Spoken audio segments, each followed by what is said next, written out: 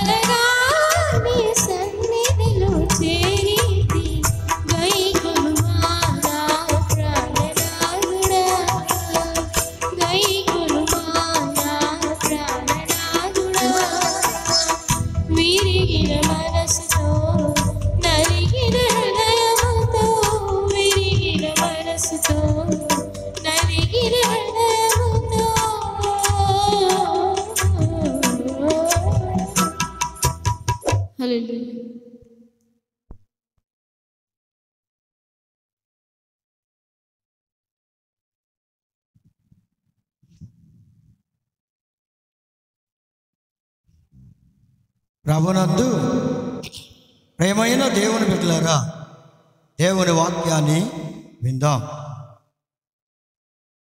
ప్రభు అయిన యేసుక్రీస్తు వారు సిలువ వేయబడి ఆయన సమాధి చేయబడిన తరువాత ఆదివారమున ఆయన సమాధిలో నుండి తిరిగి లేచాడు. ఆయన పునరుత్థానుడై లేచాడు. ప్రియమైన దేవుని బిడ్డలారా, కనుక లోకములో ఏ ఒక్కరూ ఇలా పునరుత్థానుడై లేచిన వారు ఎవరు లే.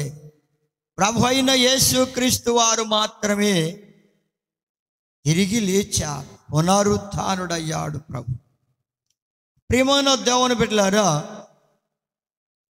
దేవుని వాక్యములో అపోస్తల కార్యములు 2వ అధ్యాయము 27వ వచనంలో చూస్తే, నీవు నా ఆత్మను పాతాళములో విడిచిపెట్టవు, నీ పరిశుద్ధిని కుళ్ళు పట్టనియ్యవు అని. ప్రేమైన దేవుని బిడ్డలారా, ఇక్కడ అపోస్తల కార్యములో మనకి ఈ విషయం కనబడుతుంది. పేతురు గారు అనే యేసు ప్రభు వారి యొక్క శిష్యుడు ఈ సంగతిని దావీదు మహారాజు చెప్పిన ఆ ప్రవక్త, దావీదు ప్రవక్త ఆయన చెప్పిన సంగతిని ఆయన తెలియచేస్తున్నాడు. ఇక్కడ నీ పరిశుద్ధిని కుళ్ళు పట్టనియ్యవు. నీ పరిశుద్ధుడు అంటే ప్రభు అయిన యేసుక్రీస్తు వారు తండ్రికి కుమారుడిగా భూమి మీదకి పంపబడిన ప్రభు అయిన యేసుక్రీస్తు వారు పరిశుద్ధుడైన వాడు. ఆయన శరీరము కుళ్ళు పట్టనివ్వనని ప్రభు చెప్పాడు. అలాగే ఆయన శరీరం కుళ్ళు పట్టలేదు. అపోస్తల కార్యములు 2వ అధ్యాయం 31వ వచనంలో చూస్తే, క్రీస్తు పాతాళములో విడవబడలేదనియు ఆయన శరీరం కుళ్ళిపోలేదనియు దావీదు ముందుగా తెలుసుకొని ఆయన పునరుత్థానమును గూర్చి చెప్పెను. దావీదు ప్రవక్త అయ్యుండి ఈ గొప్ప సంగతిని ఆయన ముందుగానే ప్రభు అయిన యేసుక్రీస్తు వారు ఈ భూమి మీదకి రాకముందే సుమారు 700 సంవత్సరాలకి ముందే ఆయన ఈ ప్రవచనాన్ని చెప్పడం జరిగింది. ప్రియమైన దేవుని బిడ్డలారా, దావీదు భక్తుడు, ఈ ప్రవక్త ఈ విషయాన్ని ముందుగానే దేవుని ద్వారా తెలుసుకొని ప్రభువు పునరుత్థానం పొందుతారని, ఆ పునరుత్థానమును గూర్చి ఆయన ముందుగానే ప్రవచించడం జరిగింది. ప్రభు అయిన యేసుక్రీస్తు వారిని గూర్చి లేఖనాల్లో అనేక సంగతులు చెప్పబడ్డాయి. ప్రియమైన దేవుని బిడ్డలారా, ఆయనను గూర్చి అనేక సంగతులు తెలియజేయబడ్డాయి. అలా లేఖనాల్లో ముందుగా ప్రవక్తల ద్వారా చెప్పబడిన సంగతులన్నీ యేసుక్రీస్తు ప్రభువునందే జరిగాయి. కీర్తన 16:10వ వచనంలో కూడా దావీదు భక్తుడు చెప్పిన మాట ఏమిటంటే, నీ పరిశుద్ధిని కుళ్ళు పట్టనియ్యవు. అవును ప్రియమైన దేవుని బిడ్డలారా, దావీదు ప్రవక్త ఇంత గొప్ప సంగతిని, అద్భుతమైన సంగతిని, యేసు ప్రభువారు తిరిగి లేస్తారని, ఆయన శరీరం కుళ్ళిపోదని, సమాధి చేయబడిన ఆయన 3వ రోజున తిరిగి లేస్తాడన్న సంగతి, అంటే ఆయన శరీరం కుళ్ళిపోదు, ఆయన పునరుత్థానుడై లేస్తాడు, ఆయన తిరిగి లేస్తాడు, తిరిగి బ్రతుకుతాడు, సమాధిలోంచి లేస్తాడు అని ప్రవక్త దావీదు ప్రవక్త ముందుగానే తెలియజేయడం జరిగింది. ప్రియమైన దేవుని బిడ్డలారా, ప్రభు అయిన యేసుక్రీస్తు వారు ఈ భూమి మీద మానవుడిగా వచ్చిన తరువాత ఆయన సువార్తను అందించి ఆయన అనేక మంది రోగులను స్వస్థపరిచి ఎన్నో గొప్ప గొప్ప కార్యాలు చేసి చనిపోయిన వారిని బ్రతికించి అద్భుతమైన కార్యాలు చేసిన ప్రభు అయిన యేసుక్రీస్తు వారు తన శిష్యులతో ఈ మాటలు చెప్తున్నారు. మత్తయి సువార్త 17వ అధ్యాయం 22వ వచనంలోను చూస్తే, మనుష్య కుమారుడు మనుషుల చేతికి అప్పగింపబడబోచున్నాడు, వారు ఆయన్ని చంపుతారు, 3వ దినమున ఆయన లేస్తాడు అని వారికి ముందే చెప్తే వారు విన్నారు, బహుగా దుఃఖపడ్డారు. కానీ వారికి అర్థం కాలేదు. ప్రేమన్న దేవుని బిడ్డలారు, యేసయ్య శిష్యులకి ఇంకా చెప్పారు. లూకా సువార్తలో ఆయన బ్రతికి ఉండగానే, శిలువ మరణం పొందకముందే ఆయన ముందుగానే తెలియజేశారు. లూకా సువార్త 18వ అధ్యాయం 32వ వచనం 33వ వచనంలో చూస్తే ఆయన ఎంత స్పష్టంగా చెప్పారంటే, ఆయనను కొరడాలతో కొట్టి చంపుతారు, 3వ దినమున ఆయన మరలా లేచునని చెప్పడం జరిగింది. అవును ప్రేమను దేవుని బిడ్డలారా, ప్రభు అయిన యేసుక్రీస్తు వారు ఆయన ఎలా శిలువ మరణాన్ని పొందబోతున్నాడు, ఆ సంగతులు తన శిష్యులకి ముందుగానే బయలుపరిచారు. ప్రభు అయిన యేసుక్రీస్తు వారిని 1+40 అనగా 39 కొరడా దెబ్బలు కొడతారనియు, ఆయన్ని చంపేస్తారనియు, ఆయన ఏ పాపము చేయలేదు, అలాంటి పరిశుద్ధుని చంపుతారు, ఆయనని సమాధిలో ఉంచుతారు, ఆయన 3వ రోజున తిరిగి లేస్తాడు అన్న సంగతి ఆయనే తన శిష్యులకి బయలుపరిచారు. నా ప్రియమైన దేవుని బిడ్డలారా, ఇలా ఆయన చెప్పిన మాట ప్రకారమే ఆయన సమాధి చేయబడి సిలువ వేయబడిన తరువాత, సమాధి చేయబడిన తరువాత ఆయన సమాధిలో 3వ రోజు సమాధిలో ఉండి 3వ రోజున తిరిగి లేచారు. ప్రియమైన దేవుని బిడ్డలారా, అది ఆదివారం తెల్లవారుజామున ఆయన లేవడం జరిగింది. నా ప్రియమైన దేవుని బిడ్డలారా, గొప్ప అద్భుతమైన కార్యాన్ని ఆయన జరిగించారు, అదే పునరుత్థానం. కనుక ప్రియమైన దేవుని బిడ్డలారా, తిరిగి లేచాడు ప్రభువు. ఆయన తిరిగి లేచాడు, లేఖనాల ప్రకారమే ఆయన మృతి పొందాడు. కొరింథీయులకు రాసిన మొదటి పత్రిక 15వ అధ్యాయం 3-4 వచనాలు చూస్తే, లేఖనాల ప్రకారమే మృతి పొందాడు ప్రభు. సమాధి చేయబడి తిరిగి లేచాడు. సమాధి చేయబడి తిరిగి లేచిన వాడు ప్రభు అయిన యేసుక్రీస్తు వారే. ఆయనే ప్రథమ ఫలముగా లేచిన వాడు క్రీస్తు ప్రభువు. కొరింథీయులకు రాసిన మొదటి పత్రిక 15వ అధ్యాయం 20 వచనంలో చూస్తే, ప్రథమ ఫలముగా క్రీస్తు ప్రభు లేపబడెను. ఎవరు కూడా లేపబడలేదు, కానీ ప్రథమ ఫలముగా మొదటిగా లేపబడిన వాడు ప్రభు అయిన యేసుక్రీస్తు వారు. ఆయన యందు విశ్వాసం ఉంచిన వారు అందరూ కూడా, ఆయన నమ్ముకొని ఆయన బిడ్డలుగా జీవించిన వారు, మరణించిన వారు ఒక రోజున పునరుత్థానులై తిరిగి లేస్తారు. ప్రభు వారిని లేపుతాడు. ఆ ప్రథమముగా లేచిన వాడు ప్రభువు మాత్రమే. నా ప్రియమైన దేవుని బిడ్డలారా, జాగ్రత్తగా ఆలోచన చేయండి. ప్రభువు ఆయన అంటున్నాడు, పునరుత్థానాన్ని నేనే, జీవాన్ని నేనే, నా యందు విశ్వాసం ఉంచిన వాడు చనిపోయినా బ్రతుకును అంటున్నాడు. యోహాను సువార్త 11వ అధ్యాయం 25వ వచనంలో.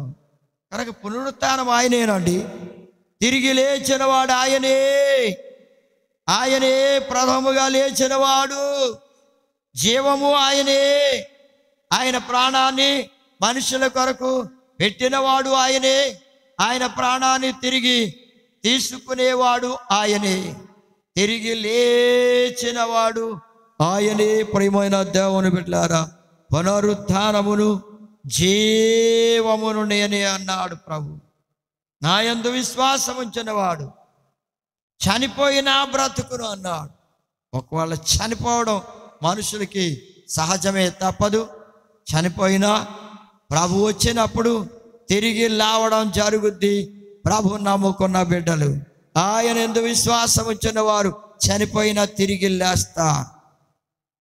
అది విశ్వాసము, దేవుని బిడ్డలకు ఉండే గొప్ప విశ్వాసం. అది ప్రియమైన దేవుని బిడ్డలారా, అందుకే కొరింథీయులకు రాసిన మొదటి పత్రిక 15వ అధ్యాయం 55వ వచనంలో చూస్తే, ఓ మరణమా నీ ముళ్ళు ఎక్కడా?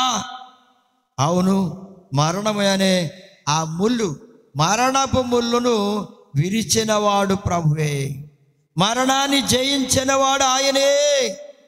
నా ప్రియమైన దేవుని బిడ్డలారా, ఏ ఒక్కరు భూమి మీద పుట్టిన వారు ఎవ్వరు కూడా మరణాన్ని జయించిన వారు లేరు. ప్రియమైన దేవుని బిడ్డలారా, ఎంత గొప్పవారైనా మరణించిన తర్వాత తిరిగి లేవలేదు. కానీ ప్రభు అయిన యేసుక్రీస్తు వారు మరణాన్ని జయించాడు. మరణాన్ని జయించి తిరిగి లేపబడిన వాడు ఆయనే. మరణపు ముళ్ళును విరిచినవాడు ఆయనే. నా ప్రియమైన దేవుని బిడ్డలారా, హోషేయ గ్రంథం 13వ అధ్యాయం 14వ వచనం చూస్తే, ఓ మరణమా నీ విజయం ఎక్కడా? ఓ మరణమా నీ ముళ్ళెక్కడా అని ప్రభు వాక్యం ముందుగానే చెప్పబడింది. మరణాన్ని జయించాడు ప్రభు, మరణాన్ని గెలిచాడు, సమాధిని గెలిచాడు, తిరిగి లేచాడు ప్రభు.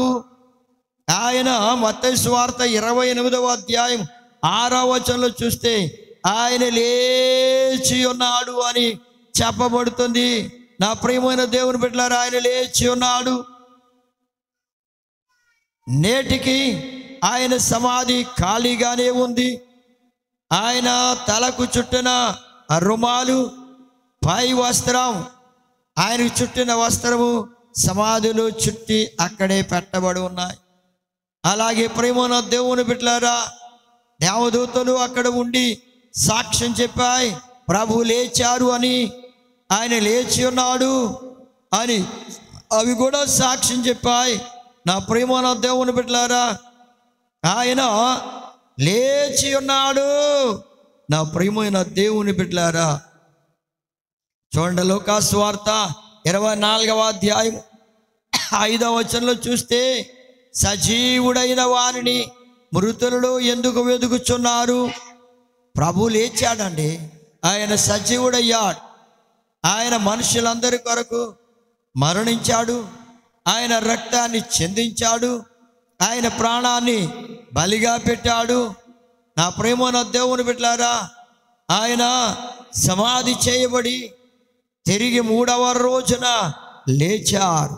ప్రభు లేచి ఉన్నాడు. ఆయన సజీవుడై ఉన్నాడు. సజీవుడైన వారిని మృతులలో ఆ సమాధుల్లో ఎందుకు వెతకడం? ఆయన సమాధుల్లో లేడు, సమాధిలో లేడు, ఆయన మృతుల్లో లేడు, ఆయన లేచి ఉన్నాడు. ఇక్కడ ఎందుకు మీరు వెతుకుతున్నారని ఆ దేవదూతలు చెప్తున్నాయి. దేవదూతలు అన్నాయి, సజీవుడైన వాణ్ణి ఎందుకు మృతుల్లో వెతుకుతారు? ఆయన లేచాడు, ఆయన్ని ఇక్కడ వెతకక్కర్లేదు మీరు, ఆయన ఇక్కడ లేడు. చూడండి, ఆయన సమాధి ఖాళీగా ఉంది, చూచి వెళ్ళండి అని కూడా దేవదూతలు చెప్తున్నాయి. ప్రియమైన దేవుని బిడ్డలారా, ఆయన లేచి ఉన్నాడు. నా ప్రియమైన దేవుని బిడ్డలారా, ఆయన లేచినప్పుడు గొప్ప భూకంపము జరిగి ఆయన రాయి, పెద్ద రాయి, సమాధి మీద ఉన్న రాయి బయటకు దొర్లించబడడం, ఆయన లేచినప్పుడు మహా తేజస్సుతో ప్రభావముతో ఆయన లేచి ఉన్నాడు. ఆ లేచినప్పుడు అక్కడ ఉన్న సైనికులు వారు కూడా చూచారు, వారు కూడా సాక్ష్యమే.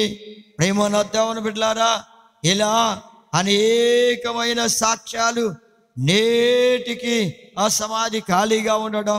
నా ప్రేమన దేవుని బిడ్డలారా, ప్రభు లేచి ఉన్నాడు, ఆయన సజీవుడై ఉన్నాడు. మృతుల్లో సమాధిలో వెతకవలసిన పని లేదు అంటున్నారు అక్కడ దేవదూతలు. నా ప్రేమైన దేవుని బిడ్డలారా, ప్రభువుని వెతుకుతున్నావా? ఎలా వెతుకుతున్నావు? ఎక్కడ వెతుకుతున్నావు? ఏ రీతిగా వెతుకుతున్నావు? ఒక్కసారి ఆలోచన చేసుకో. ప్రేమ దేవుని బిడ్డలారా, ఆయన సమాధిలో లేడు, ఆయన లేచి ఉన్నాడు. మరణం ఆయన్ని బంధించలేకపోయింది. మరణపు ముళ్ళును ఆయన విరిచివేశాడు. నా ప్రియమైన దేవుని బిడ్డలారా, మానవులందరి దోషములను పాపములను ఆయన శిలువ మీద మోసి ఆయన శిలువ మరణాన్ని పొంది నీ కోసమే నా కోసమే లోకములో ఉన్న మనుషులందరి కొరకు ఆయన శిలువ యజ్ఞాన్ని చేశారు, శిలువ మరణాన్ని పొందారు. ప్రియమైన దేవుని బిడ్డలారా, ఆయన ప్రాణాన్ని పెట్టి సమాధిలో నుండి 3వ రోజున లేచారు ప్రభు. ఆయన లేచారు. ప్రియమైన దేవుని బిడ్డలారా, అందుకే చూడండి, మార్కు సువార్త 16వ అధ్యాయం 1వ వచనం నుండి 6వ వచనం వరకు చూస్తే, ఇక్కడ మగ్దలేనే మరియా అనే ఒక స్త్రీ, ఆమెతో పాటు కొంతమంది స్త్రీలు కలిసి వెళ్ళారు. ఆదివారం ఉదయాన్నే సమాధి వద్దకు, అనగా ప్రభువును ఉంచిన సమాధి వద్దకు వెళ్ళారు. రాతి సమాధి దగ్గరకు. అక్కడకు వెళ్ళగానే ఆయన లేచి ఉన్నాడు, ఇక్కడ లేడని అక్కడ ఉన్న దేవదూతలు చెప్పగానే వారెంతో భయంతో వణుకుతో అక్కడ నుండి వారందరూ వెళ్ళిపోవడం జరిగింది.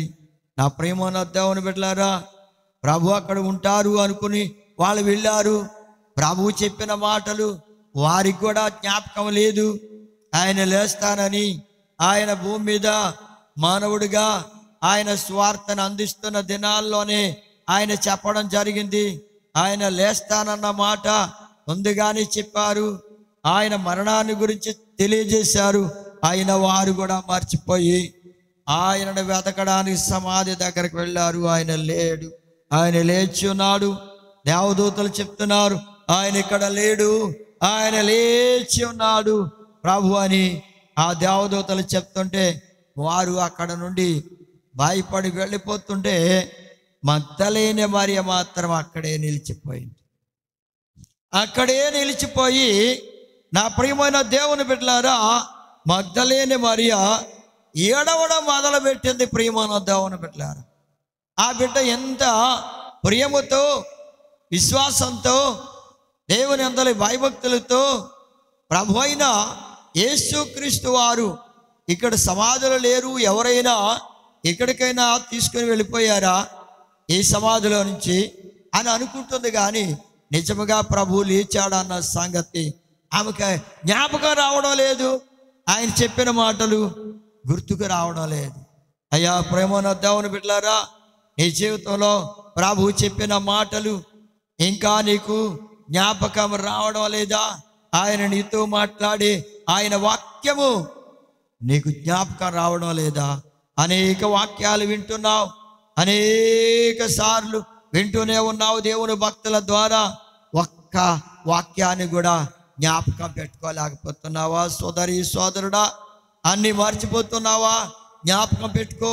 ఇదిగో వారు కూడా, మగ్దలేనే మరియ స్త్రీలు కూడా మర్చిపోయారు. అయితే ఆమె ఏడుస్తుంది, అయ్యో నా ప్రభువును చూడకుండా నేను ఇక్కడి నుండి వెళ్ళలేను. యేసయ్యను చూస్తేనే ఎక్కడి నుంచి వెళ్ళాలి, లేకపోతే నేను వెళ్ళను అని ఆమె అక్కడే ఉండి ఏడుస్తుందండి. అలా ఏడుస్తుంటే ఆమె ఏడుపును విన్న యేసయ్య ఆమె దగ్గరకే వచ్చి ఆమె వెనకాల నిలిచి, అమ్మా ఎందుకు ఏడుస్తున్నావు? ఎవరిని వెతుకుతున్నావు? ఏమిటి, ఎందుకు ఏడుస్తున్నావు అని ప్రభు చూడండి ఆయన ఎంత ప్రేమతో పిలుస్తున్నారు. అమ్మా అని పిలుస్తున్నాడు ప్రభు. నా ప్రియమైన దేవుని బిడ్డలారా, ఎలాంటి పిలుపు పిలిచేవారు లోకములో ఎవరున్నారండి? ప్రియమైన దేవుని బిడ్డలారా, మగ్దలేనే మరియను ఎంత ప్రేమతో పిలుస్తున్నారో చూడండి, అమ్మా అని. ఈయన పిలుపు ఎంత పరిశుద్ధమైనదిగా ఉందో చూడండి. సోదరుడా సోదరి, నీ జీవితంలో ఎదుటి వారిని ఇలా పిలుస్తున్నావు. ఏ విధంగా పిలుస్తున్నావో, ఎలా మాట్లాడుతున్నావో ఒక్కసారి ఆలోచించండి. ఈయన అమ్మా అని పిలుస్తున్నాడు ఆమెను. సోదరుడా, సోదరి, నీవే స్థితిలో ఉన్నా, ఎలాంటి పరిస్థితిలో ఉన్నా నిన్ను ప్రభు పిలుస్తున్నాడు. ఎంతో ఆప్యాయతో, ప్రేమతో, మంచి మాటతో నిన్ను పిలుస్తూనే ఉన్నాడు. నా కుమారుడా, నా కుమార్తె అని ప్రభు పిలుస్తుంటే ఆయన స్వరాన్ని వినడానికి ఇష్టపడుతున్నావా? ఆయన మాట వినడానికి ఇష్టపడుతున్నావా? లేకపోతే నీవు లోక మాటలు, శరీర సంబంధమైన మాటలు, వ్యర్థమైన మాటలు వినడానికే నీ మనసుని ఇస్తున్నావా? నీ హృదయాన్ని ఇస్తున్నావా? సోదరి, సోదరుడా, ప్రభు మాటకు చెవి యొగ్గుతున్నావా? అందుకే ప్రభు అన్నాడు, నేను పిల్లల్ని పెంచి పెద్దవారినిగా చేస్తే వారు నా మాట వినుట లేదని ఆకాశమును భూమిని సాక్షులుగా పెట్టి పిలుస్తున్నాడు వాటిని సాక్షులుగా. మీరు వినండి, ఆకాశం ఆలకించు, భూమి చెవి యొగ్గమని సాక్ష్యం పెడుతున్నాడు. ప్రేమనొద్దామని పెట్టారా? మరి నీవు ఆయన మాట వింటున్నావా? ఆయన స్వరం వింటున్నావా? ఇదిగో మరియా ఏడుస్తూ ఉంటే ప్రభు ఆమె దుఃఖాన్ని చూచి ఆయన అక్కడికే వచ్చి ఆమెతోనే మాట్లాడుతున్నాడు. అమ్మా, ఎవరిని వెతుకుతున్నావు అని, ఎందుకు ఏడుస్తున్నావు అని ఆయన ఆమెతో మాట్లాడుతుంటే ఆమె అంటుంది, తోటమాలి అనుకుంది. ఆయన ఎవరో తోటమాలి అయి ఉండొచ్చు, నా ప్రభువుని ఎక్కడ దాచిపెట్టావు అని ఆయన అడుగుతుంటే ఆయన అంటాడు, మరియా అని పిలిచాడు ప్రభు. మరియా అనే పిలుపు ప్రభువు తప్ప మరి ఎవ్వరు కూడా పేరు పెట్టి పిలవగలిగిన వారు లేరు. మరియను ప్రభువు మరియా అని పిలవగానే ఆ వెంటనే ఈయన నా ప్రభువే, తోటమాలి కాదు, ఈయన నా ప్రభువే అని గుర్తుపట్టింది. ప్రేమనొద్దామని పెట్టారు. ప్రభువు నిన్ను ప్రేమతో పిలుస్తుంటే ఆయన గుర్తుపడుతున్నావా? ఈయన నా దేవుడే, నా ప్రభువే, నా రక్షకుడే, నన్ను రక్షించిన వాడే, నాతో మాట్లాడిన వాడే, నా జీవితాన్ని వెలిగించిన వాడు, నన్ను విమోచించిన వాడు, నా కొరకు ప్రాణం పెట్టిన వాడు, నా కొరకు తిరిగి లేచిన వాడు, పునరుత్థానుడైన వాడు నా ప్రభు అని జ్ఞాపకం చేసుకుంటున్నావా? ప్రేమనొద్దామని బిడ్డలారా, ఆయన స్వరాన్ని గుర్తిస్తున్నావా? ఆయన గురించి జ్ఞాపకం చేసుకుంటున్నావా? ఆయన వాక్యాన్ని వింటున్నా నీ జీవితంలో నీవు ప్రభుని జ్ఞాపకం చేసుకుంటున్నావా? ప్రేమనొద్దామని బిడ్డలారా, ఇంత అద్భుతమైన కార్యము జరిగించిన వాడు ప్రభు అయిన యేసుక్రీస్తు వారి. ఆయనే తిరిగి లేచినవాడు, నీ కొరకు ప్రాణం పెట్టినవాడు, నీ పాపములను నుండి, నీ దోషముల నుంచి విమోచించేవాడు ఆయనే. ఇలాంటి ప్రభువుని నీవు జ్ఞాపకం చేసుకుంటున్నావా? ఆయన స్వరాన్ని వింటున్నావా? ఆయన మాటను జ్ఞాపకం చేసుకుంటున్నావా? మగ్దలేని మరియా జ్ఞాపకం పెట్టుకుంది, ఈ స్వరం ప్రభువుదే, ఈ మాట ఆయనదే, ఇంకెవ్వరు పిలవలేరు, ఈ స్వరం ఆయనదే అని గుర్తుపట్టి రబ్బుని అని పిలుస్తుంది.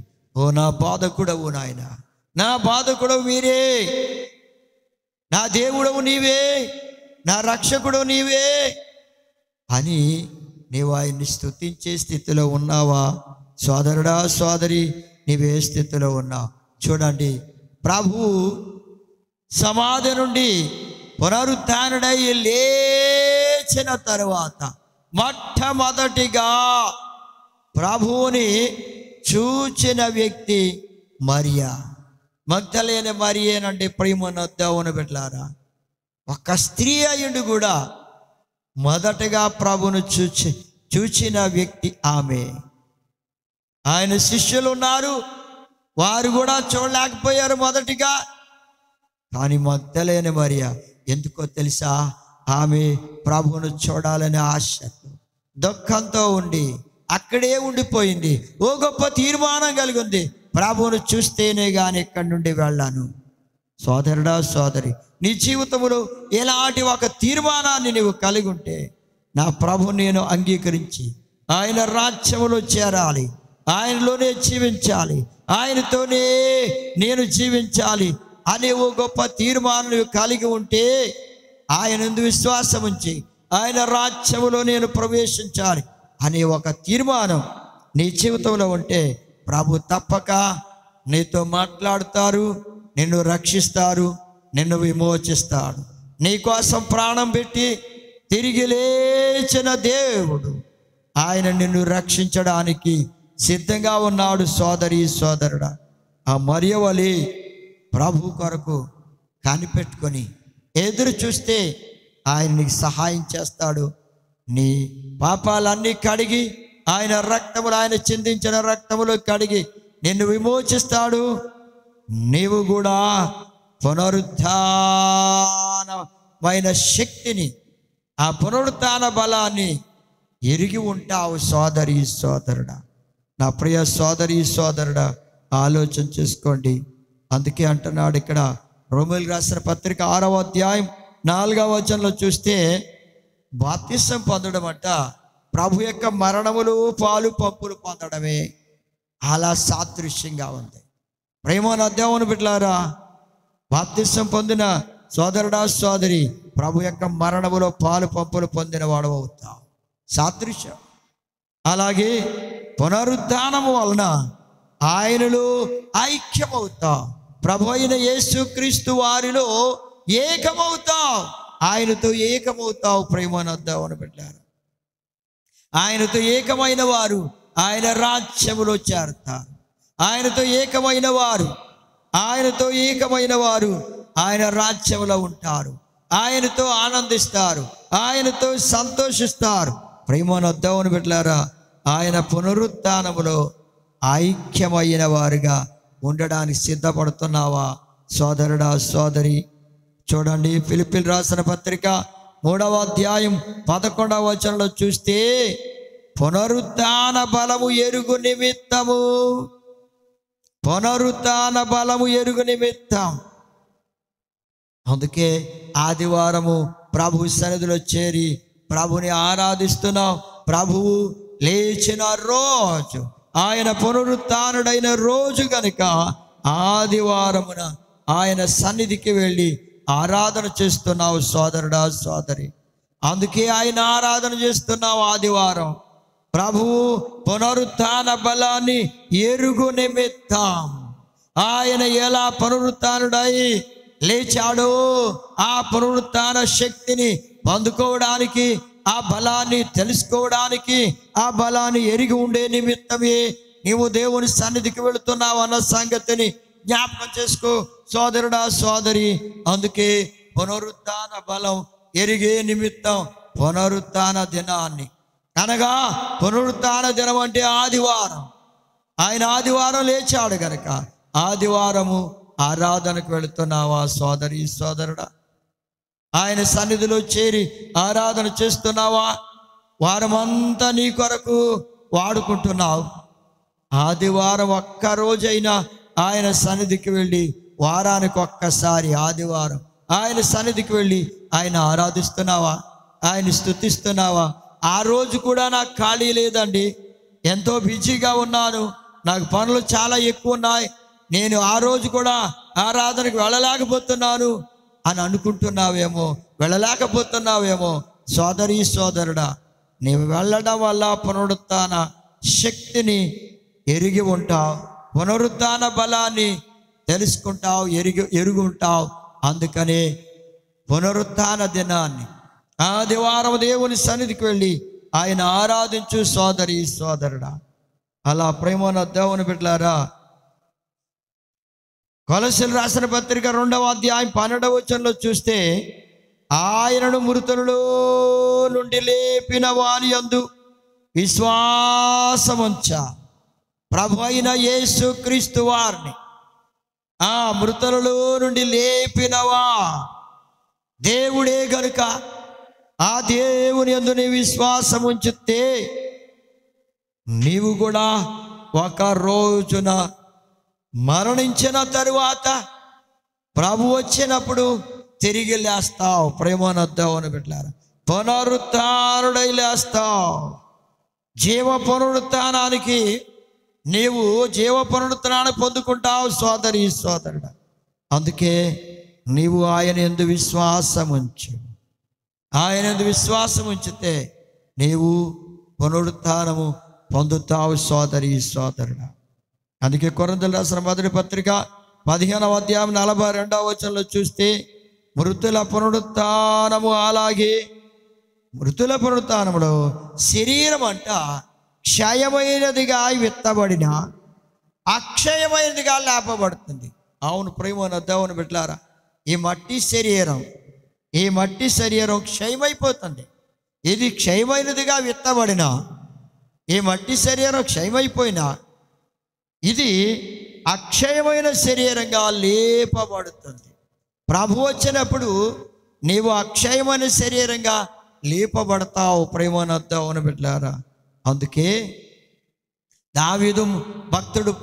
దావీదు ప్రవక్త ఆయన యేసు ప్రభువును గూర్చి ముందుగానే ఎరిగిన వాడై, ప్రభువు ద్వారా తెలుసుకున్నవాడై, దేవుని ద్వారా తెలుసుకున్నవాడై, ఆయన ఎలా మరి లేస్తాడో అన్న సంగతి, ఆ పునరుత్థానాన్ని గురించి ఆయన ముందే చెప్పాడు. ప్రేమనొద్దామని పెట్టారు. నా ప్రియ సోదరి సోదరుడా, ప్రభు మరణాన్ని గెలిచాడు, అలా సమాధిని గెలిచాడు, అలా బండను గెలిచాడు. ఆయన లేచాడు, పునరుత్థానుడై లేచాడు. అట్టి పునరుత్థానుడైన యేసు ప్రభునందు విశ్వాసం ఉంచి నీవు కూడా పునరుత్థాన బలాన్ని పొందుకోవడానికి సిద్ధపడు. ప్రియమైన దేవుని బిడ్డలారా, ఆయన విశ్వాసం ఉంచి ఇలా లేచిన వాడు ప్రభు అయిన యేసు క్రీస్తు వారే. ఆయన విశ్వాసం ఉంచు, ఆయన బిడ్డగా జీవించు, ఆయన రాజ్యం కొరకు సిద్ధపడు. ఆయన రాకడలో ఎత్తబడతావు, ఆయన రాజ్యంలో చేరి ఆనందిస్తావు. అట్టి గొప్ప కృపను పొందడానికి దేవుడు తన కృప మీకు అనుగ్రహించును గాక. ఆమేన్. స్తోత్రం తండ్రి, పరిశుద్ధుడైన దేవుడు, మీ మహాప్రేమను బట్టి, కృపను బట్టి, కనికరమును బట్టి అయ్యా, మీరు 3వ రోజున సిలువ వేయబడి సమాధి చేయబడి తిరిగి లేచారని మీ లేఖన భాగాలు స్పష్టంగా చెప్తున్నాయి. ప్రభు, మీరు 3వ రోజున తిరిగి లేచారు. అందుకు మీకు స్తోత్రం అయ్యా. ఆదివారమున తెల్లవారుజామున మీరు లేచారు. అనేక మంది సాక్షులుగా ఉన్నారు అయ్యా. ఆయన నేటికి సమాధి సాక్ష్యంగా ఉంది. నా గొప్ప దేవుడు యేసయ్యా, నాయన పునరుత్థానుడైన యేసయ్యా, పునరుత్థాన బలము బిడ్డలు ఎరుగ నిమిత్తం వారి జీవితాల్లో పునరుత్థాన బలాన్ని కలగజేయండి. ఆత్మయందు విశ్వాసం కలిగి మీ కొరకు నమ్మకమైన బిడ్డలుగా జీవించడానికి సిద్ధం చేయమని ప్రార్థన చేస్తున్నాం. ప్రభు, వాక్యం విన్న ప్రతి బిడ్డను మీరు జ్ఞాపకం చేసుకొని ఆయన మీ సత్య మార్గంలో నడిపించండి, రక్షించండి, దీవించండి, ఆశీర్వదించండి. గ్రామాన్ని, రాష్ట్రాన్ని, దేశాన్ని, దేశ నాయకుల్ని, ప్రజల్ని జ్ఞాపకం చేసుకొని దీవించి ఆశీర్వదించి రక్షించండి. మీ గొప్ప నామానికి మహిమ ఘనత ప్రభావాలు తెచ్చుకోమని, వాక్యమును ఫలింపచేయమని, అనేక ఆత్మలు రక్షించమని యేసయ్య పరిశుద్ధ నామమును బట్టి ప్రార్థించి వాడుకొనుచున్నాం తండ్రి. ఆమేన్. మన తండ్రి అయిన దేవుని ప్రేమ, ప్రభు అయిన యేసు క్రీస్తు వారి కృప, పరిశుద్ధాత్మ సహవాసం సదాకాలం మీకు తోడై ఉండును గాక. ఆమేన్.